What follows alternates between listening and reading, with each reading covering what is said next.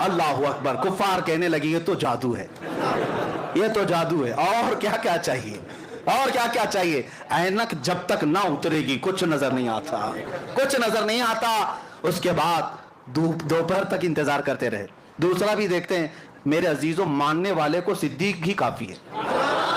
جس کو ماننا تھا بغیر کچھ علامت کے, بغیر دلیل کے کہا یا رسول اللہ صدقت یا رسول اللہ, آپ نے جو کہا ہے اللہ کے حبیب سچ کہا ہے, سچ کہا ہے. ماننے والے کو سب حضور کا چہرہ ہی کافی ہے, حضور کی زبان ہی کافی ہے. لیکن دیکھنے والوں کو ابھی پیٹ بھرتا نہیں, اور دلیل چاہیے, اور دلیل چاہیے. دوپہر تک بیٹھے رہے. دوپہر ہونے کے بعد کہا دیکھتے ہیں قافلہ آتا ہے کہ این دوپہر ہوئی, دوسرا قافلہ بھی انٹر ہوا.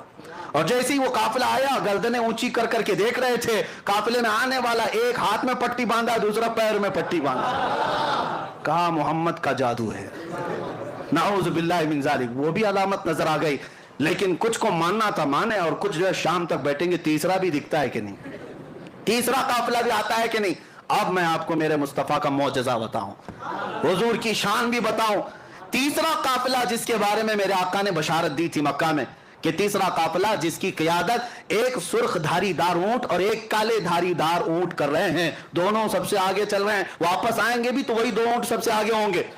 اب یہ تیسرے قافلے کی اتنی واضح دلیل, اونٹ کبھی آگے ہو سکتا ہے کبھی پیچھے ہو سکتا ہے, حضور نے ایگزیکٹ کیسے بتایا ہے, اتنی پکی خبر. اسی لیے میں کہتا ہوں اوروں کی خبریں اور ہے, نبی الانبیاء کی خبر اور ہے.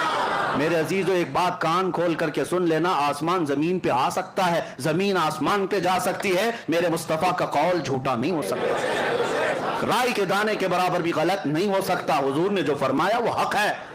تیسرے قافلے کے لیے شام ہو گئی, سورج ڈوبنے کو آ گیا. لیکن ہوا یہ کہ یہ تیسرے قافلے کا حال یہ تھا کہ ابھی مکہ سے کافی دور تھا, کافی دور تھا, اور راستہ بھٹک گیا, مکہ نہیں پہنچ سکتا تھا. یعنی یوں سمجھ لو کہ سورج ڈوبنے میں 5 منٹ رہ گئے اور قافلے کو پہنچنے میں ابھی 25-30 کلومیٹر باقی ہے. آج کے زمانے میں 25-30 کلومیٹر 5 منٹ میں نہیں طے کر سکتے, اونٹ کیسے طے کرتے. اتنا ہی باقی رہ گیا اور اونٹ, وہ قافلہ راستہ بھٹک گیا.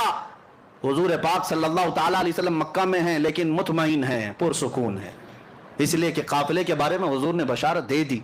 اس کے بعد صحابہ کرام کی زبان ہی سنو, ادھر سورج ڈوبنے کو ہے اور قافلہ نہیں آیا, اب کیا ہوگا. حضور پاک صلی اللہ علیہ وسلم نے بشارت دی.